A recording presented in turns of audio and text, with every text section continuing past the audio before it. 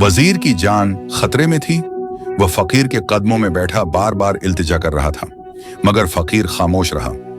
लंबी मिन्नत समाजत के बाद आखिरकार फकीर ने सर उठाया और कहा, हाँ बोल, क्या कहना है? वजीर ने हाथ जोड़कर कांपती आवाज में कहना शुरू किया। 1 महीना पहले बादशाह ने अचानक दरबार में सवाल किया कि कामयाब किरदार के लिए तालीम ज्यादा अहम है या माहौल।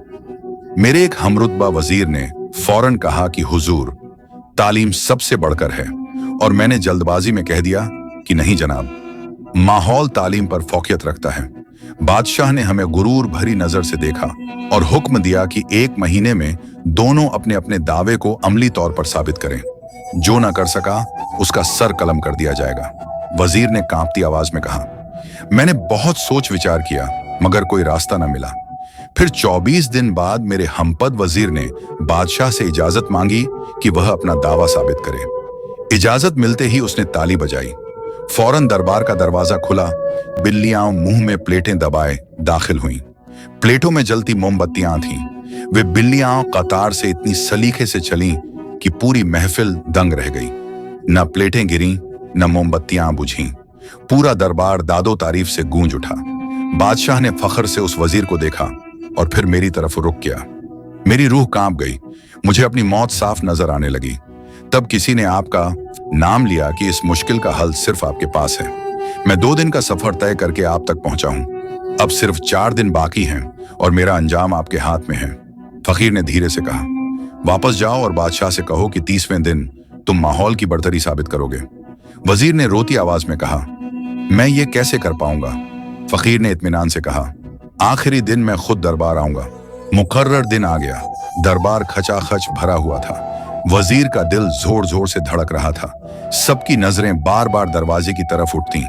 आखिरकार एक फकीर सा आदमी छोटा सा थैला उठाए दाखिल हुआ। उसने बादशाह को मुखातिब करके कहा, हुजूर, पहले वजीर से कहिए वो अपनी तालीम का करिश्मा दोबारा दिखाए। बादशाह के इशारे पर वजीर ने ताली बजाई। फिर वही मंजर दोहराया गया। बिल्लियां प्लेटों में जलती मोमबत्तियां दबाए कतार से चल रही थीं। दरबार एक बार फिर दंग रह गया। अचानक फकीर आगे बढ़ा। उसने अपना थैला उलट दिया। थैले से मोटे ताजे चूहे निकलकर चारों तरफ भागने लगे। बिल्लियों ने जैसे ही चूहे देखे, उनका सब्र टूट गया। प्लेटें गिर गईं। बिल्लियां दरबार में इधर उधर भागने लगीं। लोग कुर्सियों पर उछलने लगे। पूरा दरबार अफरा तफरी में तब्दील हो गया। फकीर ने सुकून से बादशाह की तरफ देखा और बोला, हुजूर, चाहे किसी को कितनी ही अच्छी तालीम दे दी जाए, मगर अगर माहौल सही ना हो तो तालीम एक लम्हे में बेअसर हो जाती है। कामयाब किरदार के लिए तालीम के साथ साथ बेहतर माहौल भी जरूरी है। ये कहकर फकीर मुड़ा और दरबार से निकल गया। हमारे यहाँ तालीम का सारा बोझ सिर्फ उस्ताद पर डाल दिया जाता है, जबकि घरों का माहौल नजरअंदाज कर दिया जाता है। हकीकत यह है कि उस्ताद भी तभी सही मायनों में तालीम कर सकता है जब उसे मुनासिब माहौल मिले। तालीम और माहौल दोनों एक दूसरे के बिना अधूरे हैं।